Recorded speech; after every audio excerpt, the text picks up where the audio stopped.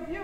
This is a lovely surprise, such a good turnout. So hopefully my topic is as of interest to you as the other one would have been. I'm not sure what that would have been, for sure, but let's try to make this even a better topic and a funner discussion today. So feel free to interrupt me as I present, because it would be nice potentially to have an ongoing discussion. It's just about kind of stimulating that discussion in the room, and I'm sure you'll have all a lot of opinions about this topic. So it's my pleasure to talk to you about regulation and ethics for autonomous systems, specifically for connected and automated vehicles. As Derek said, I work for Jaguar and Rover as a senior technical specialist on the technical career path, not on the managerial career path. And my area of expertise is AI ethics. So let's see if I can do this like this. So a little bit about my background. So before joining Jaguar and Rover, whilst doing my PhD and after that, I had the privilege to work in research with University of Nottingham, where I did my PhD in electrical engineering. And as part of that, you can see me in the lab there, wearing a lab coat, being much younger, about 15 years younger now.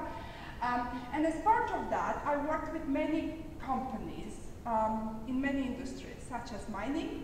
So I worked for Rio Tinto, for which I have 2 patents, 2 inventions, where I used electromagnetic energy to develop solutions for the mining industry, effectively to crack rocks with microwaves, and to heat up rocks slowly to see which rocks have more chalcopyrite, so the mineral that is very, yes?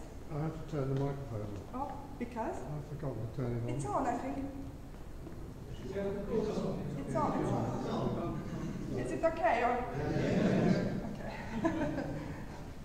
Sorry about that.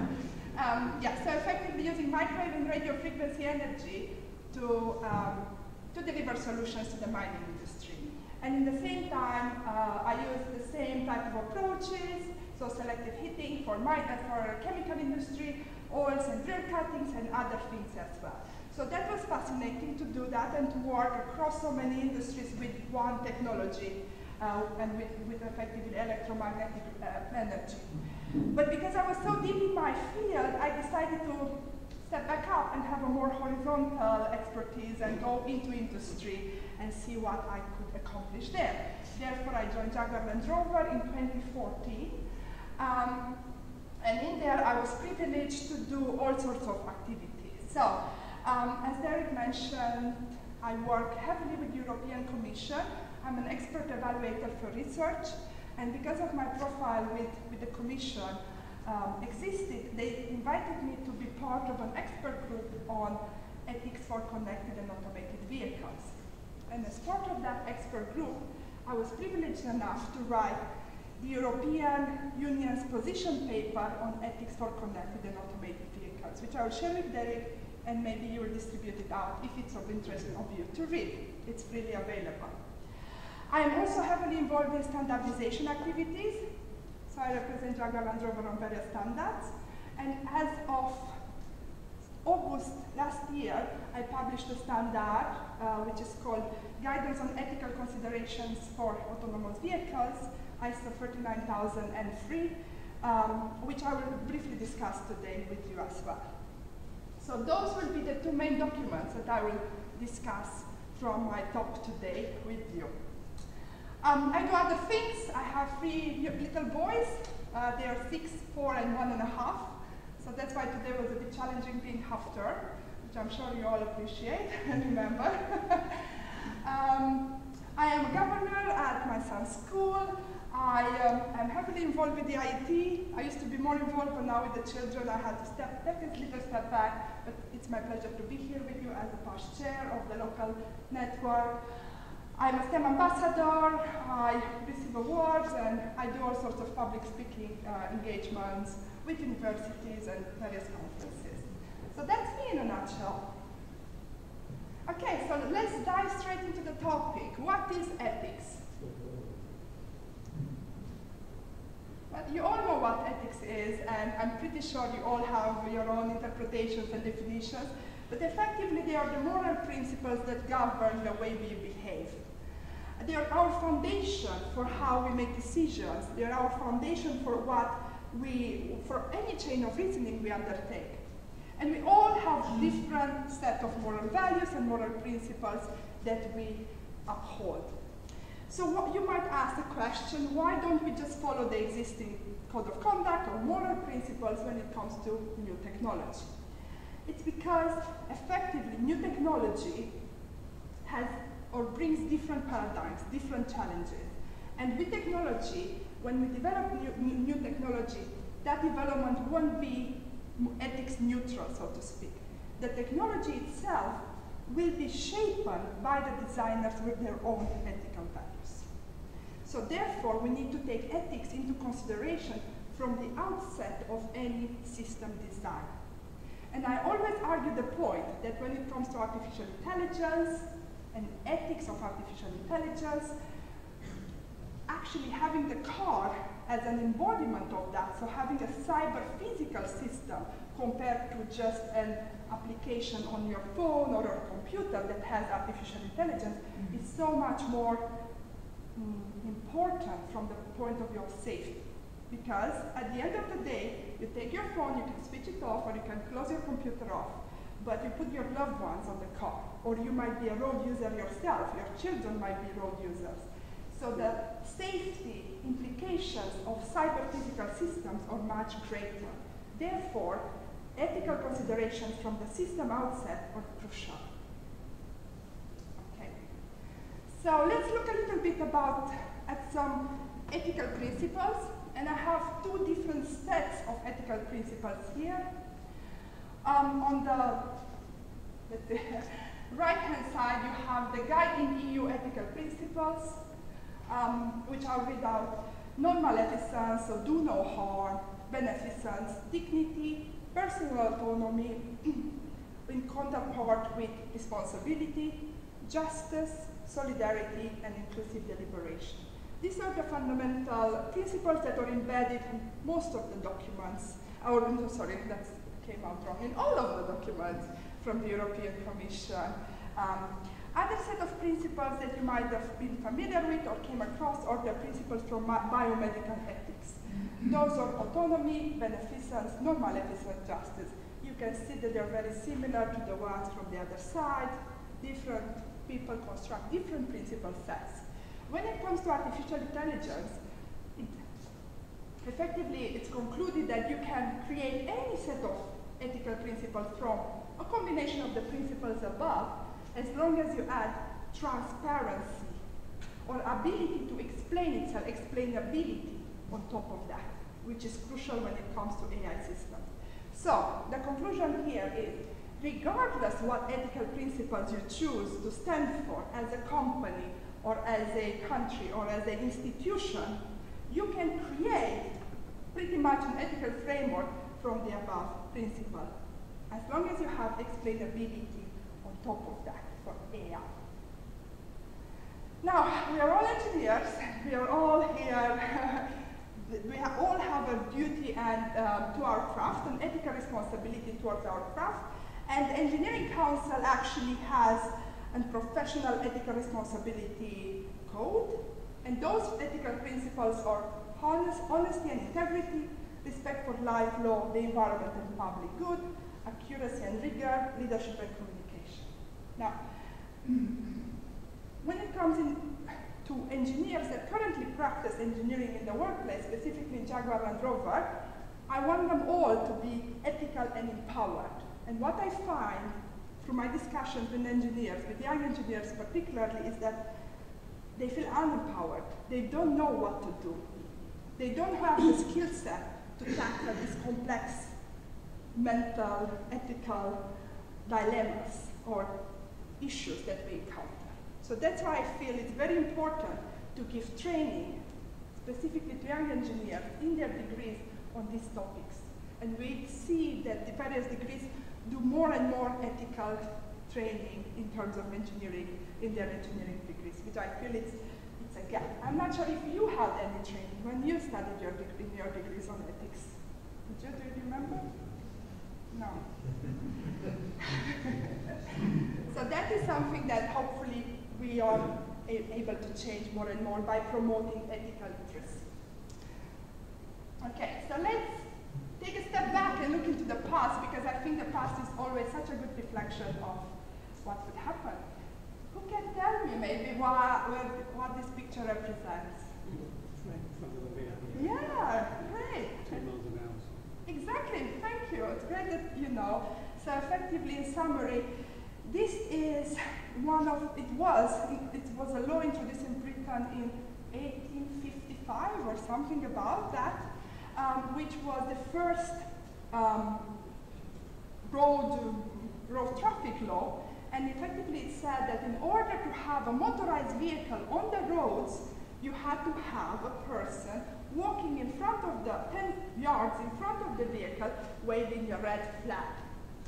And that brought with itself also the first speed limits, 4 miles per hour outside towns and 2 miles per hour in towns. And obviously you can imagine that this was very restrictive and very limited. And the reason why this law was introduced, as you can imagine, was because there were a lot of lobbyists that had a lot of investments in railway and horses and carriages. They didn't want motorized vehicles to take over.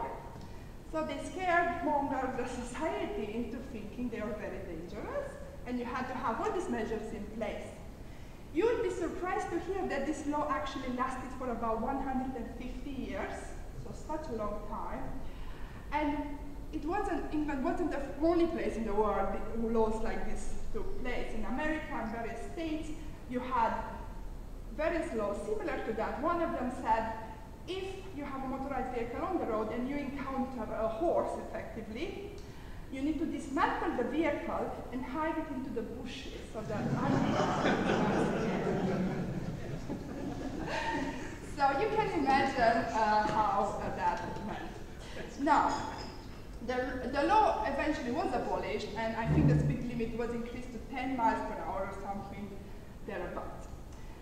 So what this tells us, and what I like to say with this story, is that actually societal acceptance influences societal discussion and societal consciousness of the technology influences the acceptance of any new technology. And the same will be and is the case with connected and automated vehicles. So we need to shape the discussion to ensure people that they can have trust in this new technology. But in order for them to have trust, we need to make sure we develop it with ethical principles in mind first. So I hope you like that anecdote. Now, let's dive into one of the ethical questions that everyone likes to talk about, all the newspapers and videos online, which I'm pretty sure you know about, is the ethical dilemma of self-driving vehicles. So I'm taking an old ethical moral conundrum and I'm applying it to connected and automated vehicles, okay? So what the problem states is that you have a locomotive in this picture and video that you'll see, but it could be a car that drives down the track or the road, and if you don't do anything, that car will go straight ahead and hit and kill 5 people. You have the opportunity to pull a lever and divert the locomotive. By diverting it, you will kill just the 1 versus the 5. Now, the first thing I want to do is actually, through a show of hands, I would like to ask you, how many of you will pull that lever? Don't be shy. How much time do you have to think about it? Very short. I'm sure you know the answer. Okay, so we have about maybe less than half. So less than half of you will pull the lever to divert the carriage, which we call a utilitarian approach. So saving more lives versus the 1. Now, the next question is, here, actually I should tell you that statistically more people, a higher statistical proportion, choose to pull the lever, okay? Now let me give you a variation of the problem. And that is, in this case, you cannot pull the lever, but you're on the bridge and you have the option to push a very large person off the bridge to have the same outcome. How many of you will push the person in this instance? have the same outcome. So the outcome is going to be the same. Time to think about it. Give me enough time. Yeah. So for the people that did pull the lever, would you now push a large person off the bridge to divert the locomotive and kill the 1 versus the 5? No, you wouldn't, right? So same outcome, just is different how you engage with that outcome. So same result, but the way you obtain that result, you as a person, is different. Because on the second example or variation, you have to do something physically. You're directly involved. Whereas pulling a lever might be remote, pressing a button, making a decision. It's remote. It's easier to do that than to actually push a person for the same outcome. So I'll show you a video if this plays. If not, I did explain it and I won't. Let me see. Well, it doesn't, but that's okay. I think I explained it well enough, I hope. And I will send you the link and you can look on YouTube. There are various videos on that. Now, let's see, actually. A runaway train is heading towards 5 workers on a railway line. There's no way of warning. When you're standing near a lever that operates on points, switch the points, and the train goes down a spur. Trouble is, there's another worker on that bit of track too, but it's 1 fatality instead of 5. Should you do that? Many people think the right thing to do would be to switch the points, to sacrifice 1 and to save 5, since that produces the best outcome possible. Yeah, so we did ask the question, so I won't ask you again. I just wanted to show the video, maybe in a better narration than mine. Okay, so we discussed this already, what you would do. Now let's abstract that or apply that problem to self-driving vehicles, okay? And let's see what other ethical issues that could bring. This is a thought experiment. Let's say at some point in the not-so-distant future, you're barreling down the highway in your self-driving car, and you find yourself boxed in on all sides by other cars. Suddenly, a large, heavy object falls off the truck in front of you. Your car can't stop in time to avoid the collision, so it needs to make a decision. Go straight and hit the object. Swerve left into an SUV, or swerve right into a motorcycle. Should it prioritize your safety by hitting the motorcycle? Minimize danger to others by not swerving, even if it means hitting the large object and sacrificing your life? Or take the middle ground by hitting the SUV, which has a high passenger safety rating. So what should the self-driving car do? If we were driving that boxed-in car in manual mode, whichever way we react would be understood as just that, a reaction, not a deliberate decision. It would be an instinctual, panicked move with no forethought or malice. But if a programmer were to instruct the car to make the same move, given conditions it may sense in the future, well, that looks more like premeditated homicide. Now, to be fair, self-driving cars are predicted to dramatically reduce traffic accidents and fatalities by removing human error from the driving equation. Plus, there may be all sorts of other benefits: eased road congestion, decreased harmful emissions, and minimized unproductive and stressful driving time. But accidents can and will still happen, and when they do, their outcomes may be determined months or years in advance by programmers or policymakers. And they'll have some difficult decisions to make. It's tempting to offer up general decision-making principles like minimize harm, but even that quickly leads to morally murky decisions. For example, let's say we have the same initial setup, but now there's a motorcyclist wearing a helmet to your left and another one without a helmet to your right. Which one should your robot car crash into? If you say the biker with the helmet because she's more likely to survive, then aren't you penalizing the responsible motorist? If instead you say the biker without the helmet because he's acting irresponsibly, then you've gone way beyond the initial design principle about minimizing harm, and the robot car is now meting out street justice. The ethical considerations get more complicated here. In both of our scenarios, the underlying design is functioning as a targeting algorithm of sorts. In other words, it's systematically favoring or discriminating against a certain type of object to crash into. And the owners of the target vehicles will suffer the negative consequences of this algorithm through no fault of Modern technologies are opening up many other novel ethical dilemmas. For instance, if you had to choose between a car that would always save as many lives as possible in an accident, or one that would save you at any cost, which would you buy? So which one would you buy? Let's see. By show of hands. Let me put the question again. So, what would you buy? A car that minimizes the overall damage, but puts you at risk, or an increased risk, or a car that puts your safety as #1 priority? So let's see for the first question, for the first option. Show of hands, please. Okay. 4 hands just to count. You need the cost, don't you? You need to know it's going to cost. Let's say it's for free, or very affordable. Number one, you're dead, aren't you? Sorry? Number one, you could be dead. You could be dead, yes, that's right. So let's see a show of hands for the car that puts your safety as #1 priority. Yeah, I assume the rest, even if you don't want to put your hands up. And to be honest with you, that's what we get. So when we think about our safety, we want our safety to be the most priority.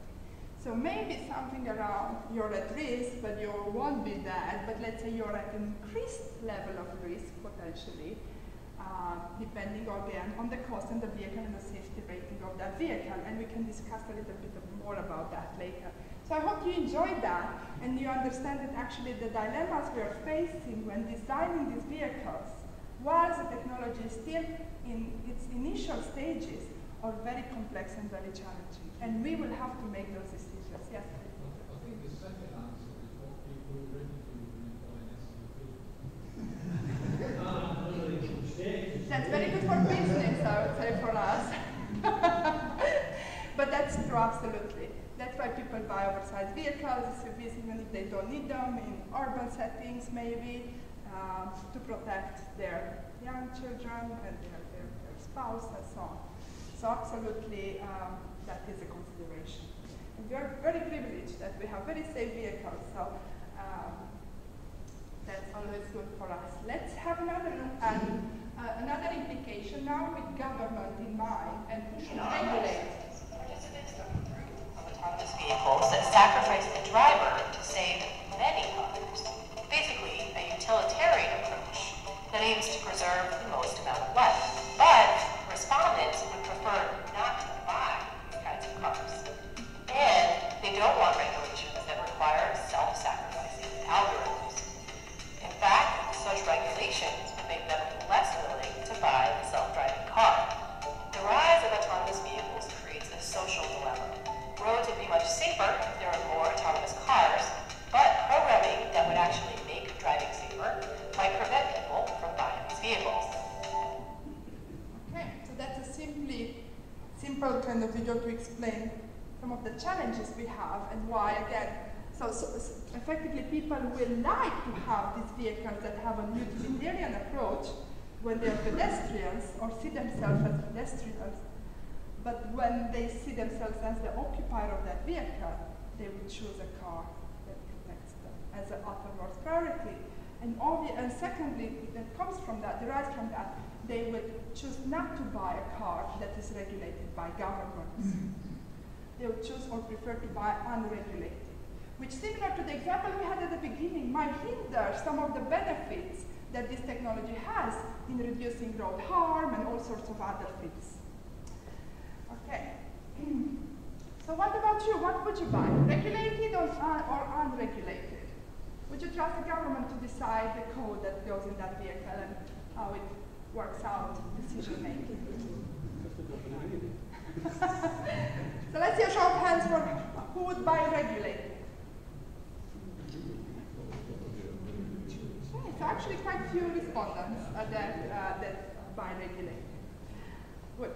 Okay, so hopefully that was interesting and gave you a good insight into the topic now. So let me present to you some of the work that's ongoing on in different entities around this topic.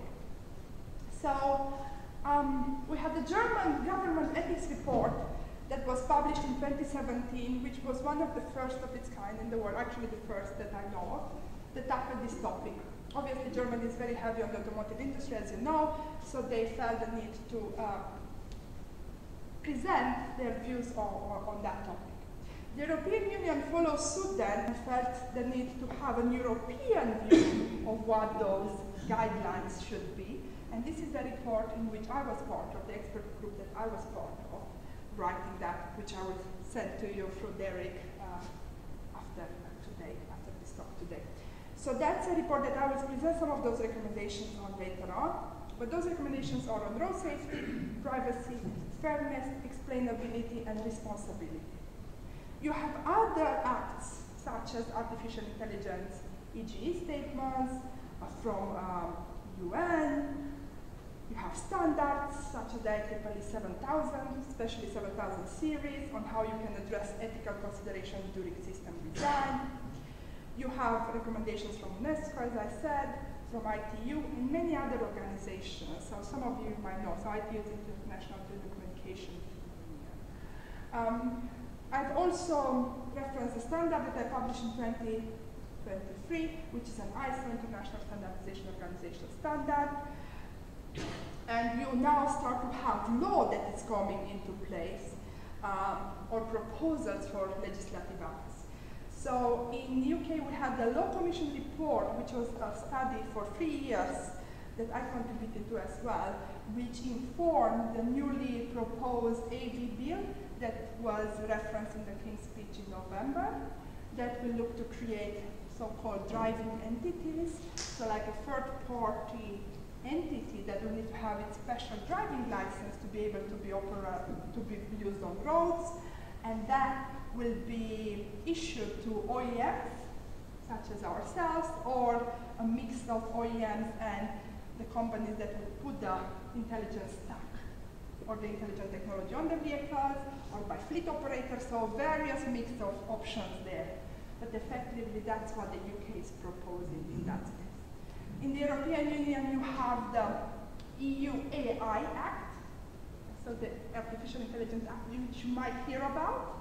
Maybe in the news, I'm not sure. It's going through Parliament at the moment, and it's going to be the trailblazer of legislation to regulate AI. Not for cars only, but all AI. And it's very likely that the Bruxelles effect will take place, so that will be the strongest piece of legislation that will exist in the world, and many other people will, because companies will have to comply with that, many other people will follow suit. It's quite strong. It has a risk-based approach from unacceptable risk down to low risk, so about 5 stages of risk in there.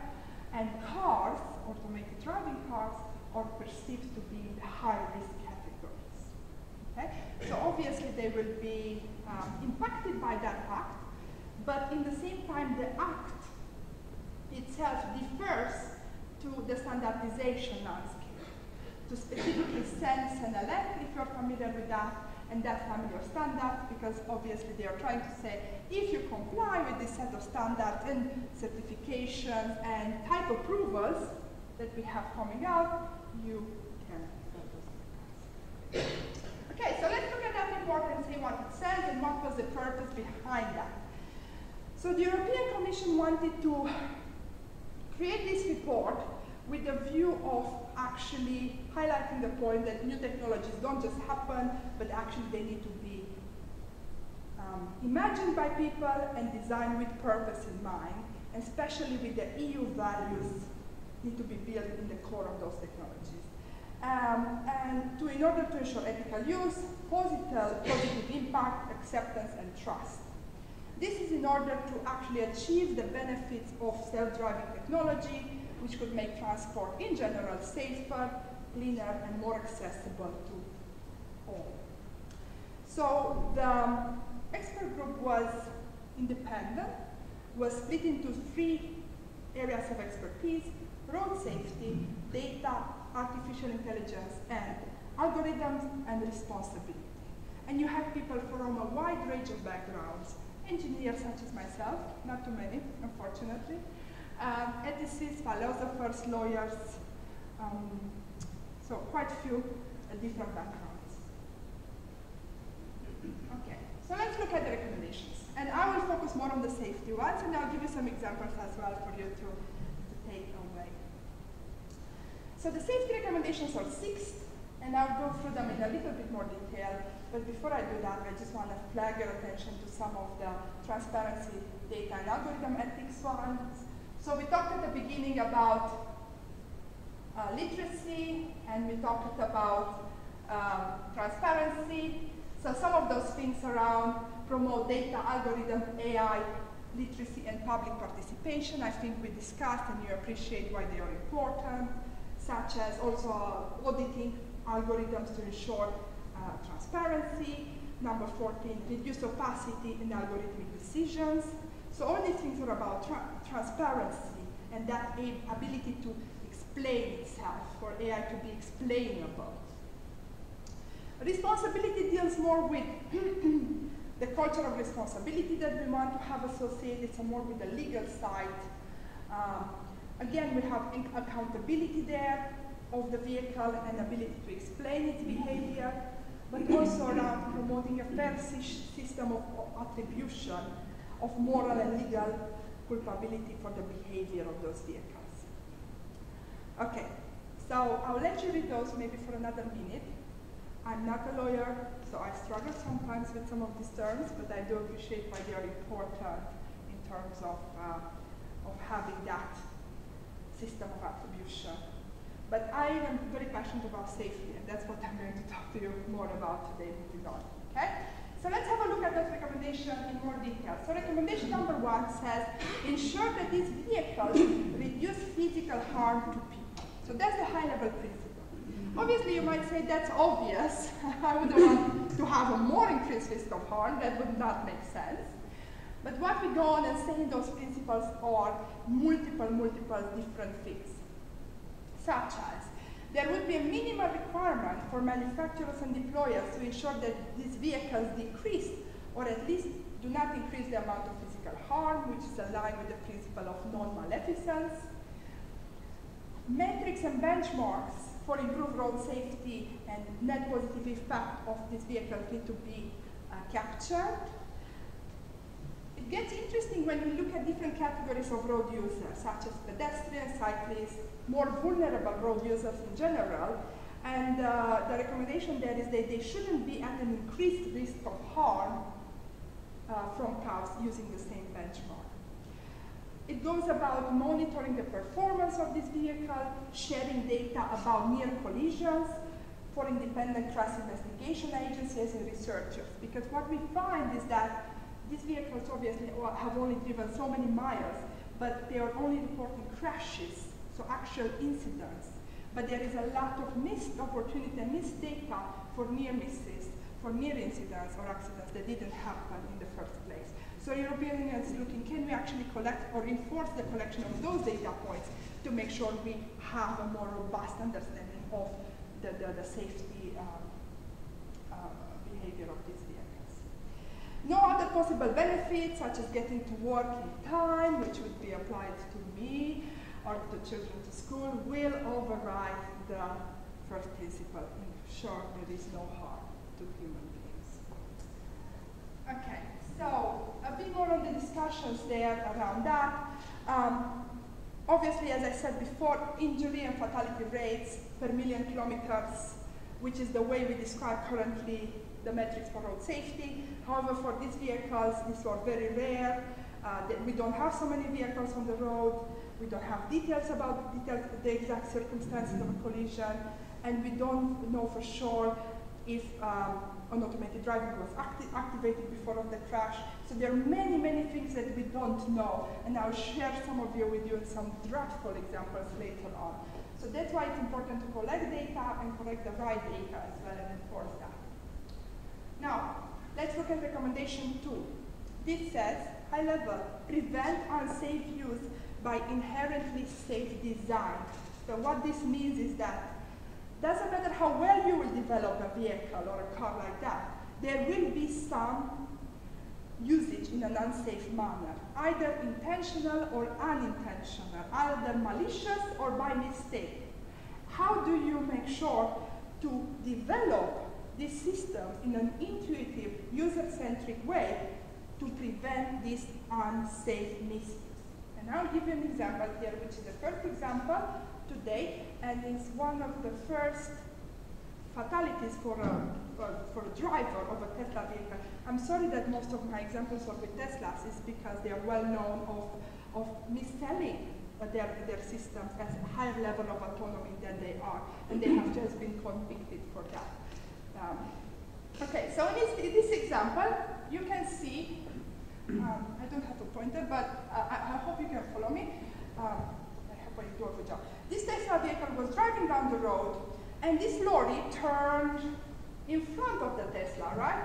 The lorry turned in front. You can see the Tesla there, I can turn over there. And the Tesla uses camera systems to perceive the environment. Only cameras, no radar, nothing else, cameras. And the cameras thought that the turning lorry, being white and silvery and glittery as it was, behind a clear sky, sunny sky, was an overhanging highway sign. So it failed to classify the object, and it just kept on going, same speed. And you can see the car just went, slid under the lorry, and it hit the lorry in that red kind of circle area there. And the driver was killed. You can see the damage that the vehicle had. Obviously, in this vehicle, the driver chose to use the vehicle in the autopilot, self-driving mode, and it chose to trust its life to that technology, while the technology was not matured enough to be used in that manner. It was still a driving assistance, but not a, yes please. Could you actually overridden what the autonomous pilot was doing if he realised it and it was awake enough to see it happening? Because that's the thing, I think. Absolutely, because it's like it's a feature like you select now potentially, I don't know, what feature you might have in the car, like lane keep assist. Yeah. It's something you select. However, what you see on YouTube, if you go and look, you see many people actually going on the back seat of the Teslas and filming the vehicle drive itself. So let's assume this person did that. I'm not sure if they did. They could have not reacted. They put a brake on the accelerator. I think they do things like that. And they just sit in the back car. And I encourage you to go and have a look. And they just film themselves, film the car going, because they are early adopters. And they blindly potentially follow the cult of Elon Musk. I'm not sure why they would sacrifice their lives. But it's about the other people's lives as well, not only what they choose to do with their own autonomy, let's say. So yes, they could have had, but they didn't, potentially didn't, or they weren't even close enough to the wheel. Yes, please. You said someone's just been fined. Who was fined? It wasn't fine. I have a slide on that. Tesla was found guilty of overselling, or the legal words on the slide, effectively tricking the public that their vehicles are able, the systems are able to do higher level of autonomy. So what do we mean there? It's they are more autonomous than they claim. They are more autonomous than they were. So they weren't as robust. So it was the manufacturer. The manufacturer. Tesla specifically, yes. Yes, please. How do you get over the problem of averages? You've got a crazy group who drive 80 miles an hour, you've got a crazy group that habitually drive 50 miles an hour. Are we not going to end up with an autonomous vehicle that drives at 70 miles an hour, which will bring the average death rate down, but actually increase the risk for certain groups? Yeah, interesting question. If we can't dial in the risk 1 to 10 on our car, I'm a 2 and he's a 6, It's a very good We're question. not in risk of, as I say, bringing the average down, death rates per 100,000 miles driven, but pushing it up for certain groups. I just want to remind you with that question that you're effectively enforcing regulation on people then. So it could be perceived as forced regulation, and I'm pretty sure many people will oppose it. But that's not to say your point is not valid. Your point is very valid. I've written a paper about that based on the Law Commission study that it was done, which effectively says, should automated vehicles be allowed to break the rules of the road? And it's specifically about one of the major points is about, should an automated vehicle be allowed to drive above the 70 miles per hour speed limit or not, as an example of that. And my answer to you there is that there will be some flavors, I think, with various choice. Some people might say, no, we enforce the speed limit, or some people or manufacturers might just to allow the speed limit to be higher. It's very unlikely that all the automated vehicles will behave in the same manner, because they would not have the same programming behind. But this is where I believe it's very important that regulators, but also public society like us here in the room, drive and enforce some of those decision making.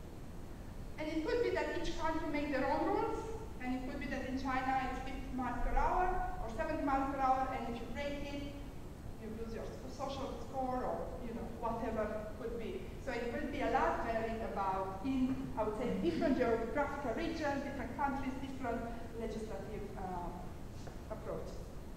I hope that answers the question. Even with everybody driving within the law, typically the higher speed, the higher...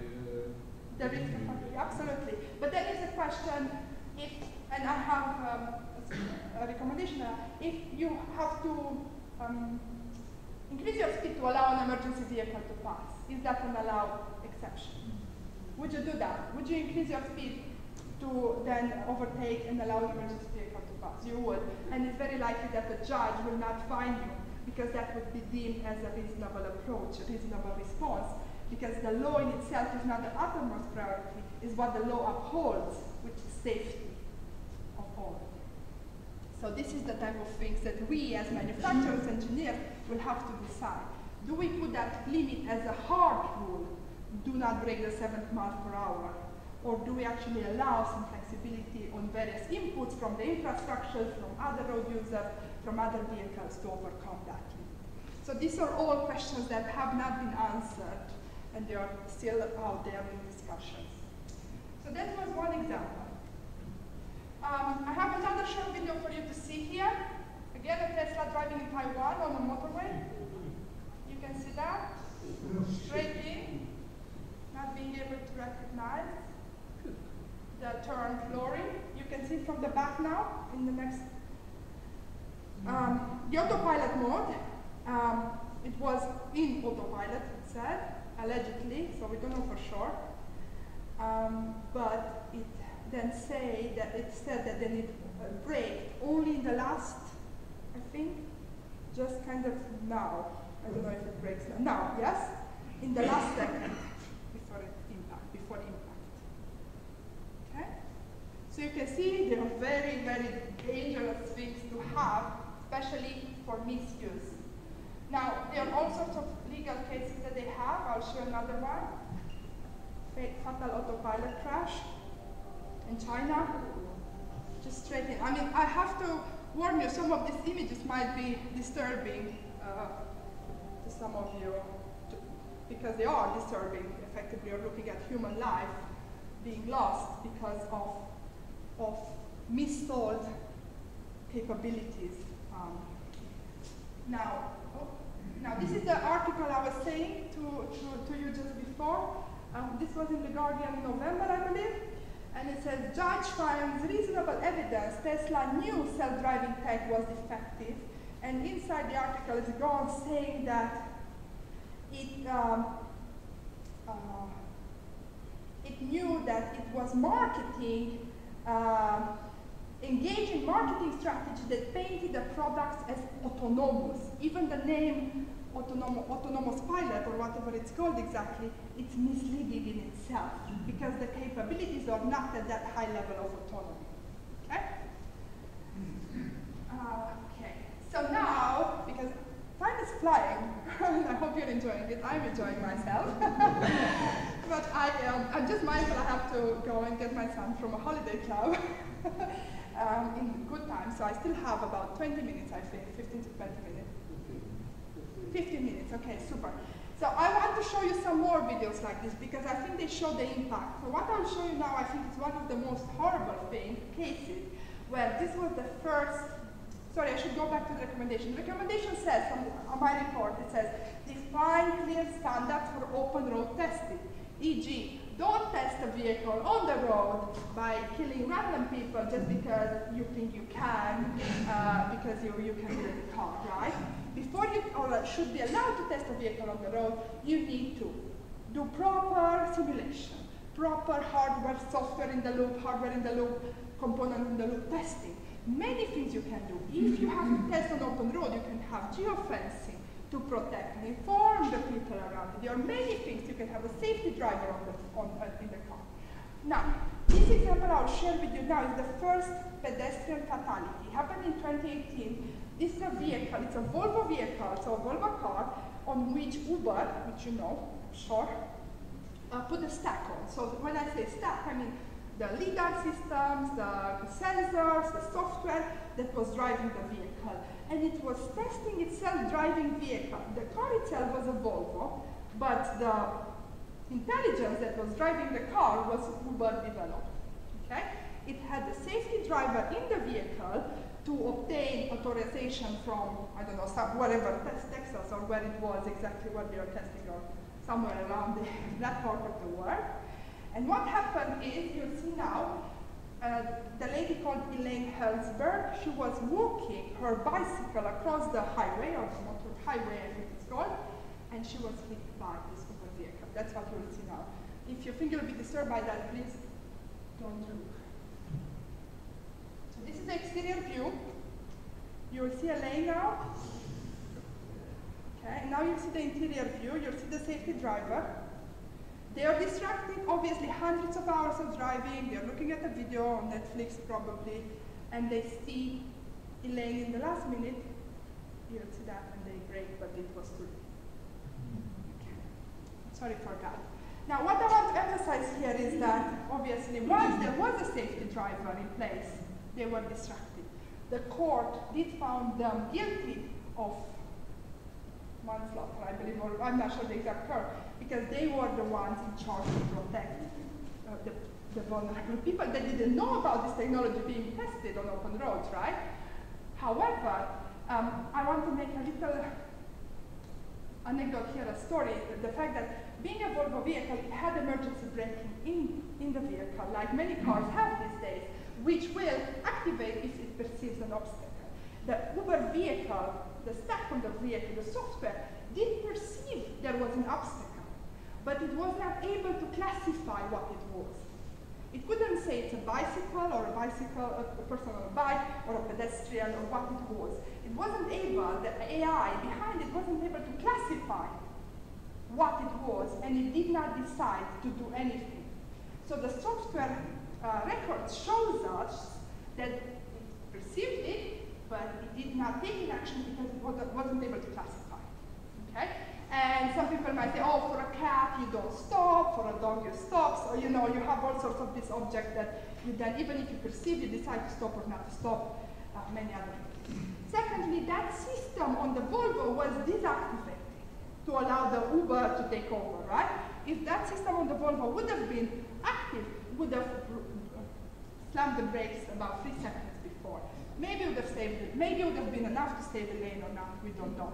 But this is what happened with the software, what we know from the software records. Okay, I won't go through this anymore because I already touched upon this. In order to allow the vehicles on the road, there are many, many things we can do and we should do, and that's what various bills, not just in the UK and in the EU, will prevent. So that will not happen here. Okay.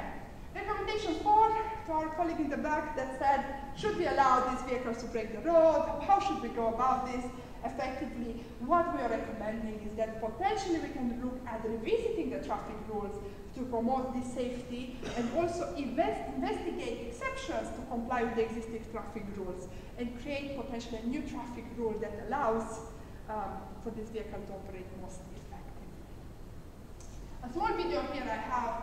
Let's say that you have a strict rule that says if it's a continuous line, you don't cross it, right? And this vehicle, it's not, in this video, there are not autonomous cars, it's not a continuous line, so I ask you to use your imagination and think about what if it would have been a continuous line, that person opens the door, the bicycle is knocked over, and the car swerves. But if it would have been a hard rule for an automated vehicle, it would have not been able to swerve or to brake or to do something like that. So it's about how do we actually potentially tweak or change or adapt certain things as we have more data to make the most of this technology for everyone. Recommendation 5 is one of the closest to my heart, I say, and this one has to do with actually thinking if we can readdress some of the inequalities that we historically had for some categories of road user compared to the road exposure. So we know that pedestrians, children, bicyclists, large group of people, disabled users are more at risk of harm on the roads compared to their road exposure than drivers are. And the question here, or the recommendation here says, can we use the introduction of these new technologies while accepting that we decrease the risk of harm in all categories, so we make it better for everyone, can we actually make it much better for some of the vulnerable road users? By not increasing to anyone else, but actually giving them a positive space, more space, more consideration on the road. So things such as, if you know there might be a child popping in front of a vehicle in a road where you can see a ball, can you actually make sure that you brake or you adapt the speed? Can you potentially give more distance to a large group of people that are working on a pavement because you might know they might have erratic movement and one of them might step into the road? This type of things. Can we actually create or readdress some of the historical injustice with the introduction of this new technology? Recommendation 6 has to do with dilemmas, those kind of trolley problems that we said at the beginning. And just to put it simply here, what we are saying from the European Commission point of view is that if we have to make a decision between A and B, we have already failed. The risk should have been perceived far before that, okay? And that's how we would address, hopefully, some of those issues. It's a lot to discuss here, so in the interest of time, I won't go into that, but I encourage you to go and look into the report for more. I won't play the video, but I'll quickly tell you what it says. So there was a study conducted from the MIT by one of my colleagues from the European expert group that showed how different cultures around the world will engage with different various scenarios, such as a person versus an animal, a child or a young life versus an elderly life, a large group of people versus one, a man versus a woman, and you can think about many variations. And what they found was quite interesting. Oh, I have some slides here, but I will just tell you a couple of them which I think are interesting. Most people will obviously, the majority will prefer to save a human life versus an animal life, which is good to know. People will prefer to save a dog versus a cat. I'm a cat person, so I don't agree with that. In the Western, let me get that right, part of the world, people will choose to save the young life versus the elderly life. In the east of the world, or Eastern cultures, people will choose to save the elderly life versus the young life. In French or ex-French colonies and speaking countries, people will choose to save the woman versus the man. So those are kind of the flavors, but you can look at that paper. It's freely available from Nature journal. So interesting to think how different cultures have different ethical principles, which is not surprising, but it's interesting to start to surface some of those differences. Okay, other issues around ethics with connected vehicles is our data. Okay, let's say they don't kill us, which is great. We buy one, but we then sell it on, and we find all our data is scattered through the internet because it was not encrypted and not protected. So that's another ethical implication. In this example, this person salvaged a car from a junkyard, and it found data from 17 different phones with addresses and phone books and destinations and all sorts. So that's also a consideration to have. There is also a Mozilla thing which you can see how well your privacy is protected for various products. Car is one of them, but there are others as well that you can go and Google and see how well your car brand is protecting your privacy. Another consideration is, imagine this scenario. Every day you have to drive to work or to your place of leisure, doesn't matter where you go, and every time your car reroutes you past a Costa or a Starbucks, in my case. Maybe you'd appreciate the routine, but your silhouette might not. So a car could easily be used for marketing and to dictate user preferences and behaviors. So that's also ethical consideration to have. A lot of things, right? Just a couple of words on the standard that I've written. So that was the European report, freely available. This is on the standard. The standard tries to tackle some of these things. This is more formal, obviously being a standard is not just guidelines. This standard is applicable to all level 5 autonomous systems, so I discussed a little bit about the levels. I didn't give a definition, it doesn't matter necessarily. All you need to remember, level 5 is the highest level of autonomy. Full autonomous, you don't have to be in the driving seat. You can sleep, you can read, you can do whatever. There are no level car systems at the moment. There are, I heard a good here at France. There are some systems that are being developed at level 3+ and level 4 that are going through certification and type approval now, such as automated valet parking, which is one of the systems I was part of writing a standard for. So that means you go to a parking lot, let's say, and you get out of the car and the car parks itself. But that needs to have a lot of connectivity with the infrastructure, so with the parking lot, also with the vehicle. So there are various ways to achieve this, but that is already achievable. And if you go on the internet and you look for automated valet parking at an IAA show in Frankfurt 2 years ago, you can see a lot of those, yes. 2 minutes, oh sorry, that's my order. Okay, so this standard is not a technical standard per se, or a management standard, but it gives manufacturers and companies a general way of thinking how can they apply some of these protocol guidelines, and how can they ensure that ethics is considered from the top level of the board down to the day-to-day engineer. How do we support them? What type of training can we put in place? What type of organization structures we put in place, and so on. So quite a few things around that, and you can choose to then self-certify or give a declaration of compliance with that standard.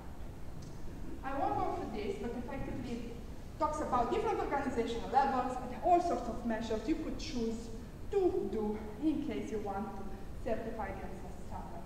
The standard obviously is very early days because we don't have level 5 systems, but hopefully gives manufacturers and deployers a view into the things they should consider, which is what we can ask at this point in time. Okay, 2 more things and then I'll close. So they are, I like this quote from Henry Ford, which says, today's standardization is necessary foundation upon which tomorrow's improvement will be based. And I'm a strong believer of that. And that's why I'm so heavily involved in that. But if I show you this picture, you'll be mortified. This is a picture of all various standards, current or under development, that have to do with AI ethics, or cars. You can barely read it, can you? You have IEEE over there, Senelec, you have big data and systems engineering, you have either ISO standards here, you have some guidelines, some legislation here, various strategies from various countries, everyone loves a strategy. How do you navigate this as an engineer? It's impossible, even to read one standard is plenty, right? What about hundreds? It's hard for a big company like ours to do that. What about an SME or a small company? How do we manage this complexity and divergence and stuff?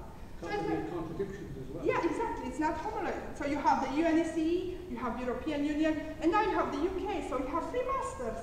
Which master do you serve? How do you do it? How do you develop something that's compliant with all? It's quite complicated. So my work currently has to do on how do we take those principles and that work and embed it into systems engineering, which is the methodology we use to develop complex systems. And that's it. Do we have copies of the slides? Yes. Yeah. I'm happy to send you a PowerPoint of that with the link so you can go and follow those at your own leisure. Now, Thank you. We have to let Paula go to pick up her children. But I'm happy to take a few questions if you want, Derek. well, I think one answer is if you send questions to me at inquiries@retiredengineers.net, then we can forward them to you and you can answer them, and we'll post the answers on the website. Brilliant. Is that a good way forward, do we think? Yeah? I'm happy to take some questions, maybe. Just two or three. Yeah, two or three questions. Yeah, okay. Yes, please. Autonomous cars are driving around San Francisco today. Yeah. What level are they in the classification? They would be potentially 4 because they might have a safety driver. There was this missed car, I think in December last year, they didn't have anyone and they stopped. They weren't programmed to stop if they see a person followed over or something like that. So they did stop, but then they drove past over them and they injured that person more. And that was a big wake-up call. The CEO of that company, I believe it's Lyft. Yeah. Don't take that for granted, for sure. Just put his resignation in, and I think San Francisco was revisiting the permissibility on which they grant this permit. They still have to have a permit to test technology. So it's not like you can just do it. You get approval from a more permissible state, and San Francisco was one of those. How do you deal with a situation where, you know, if you've got a lot of money, you can buy that car, it's got all its safety stuff, and it's got the sophistication, and then if you're a poorer person, you can't do that. How do you integrate those systems, really, to make it fair? Because we're talking about life and death here, aren't we, really? Absolutely. I totally agree. I don't have an answer. Because you must obviously, all of you were thinking about that. yes, because effectively with this new technology, let's say you can open the roads to people that cannot drive today, to disabled people. So it has a lot of benefits as well. But how do you make that affordable as well? It's something of a good question. If I live long enough, which is unlikely, and all the cars around me are autonomous, and I'm not, does that mean I'll be able to run in all these other You cars? would, yes. So simple answer, yes. Very mischievous of you. But there is many instances of bullying in testing where people just step in front to see what would happen. Yeah. Yeah, so that happens. We have to let Paula. Thank you so much. It's been a pleasure.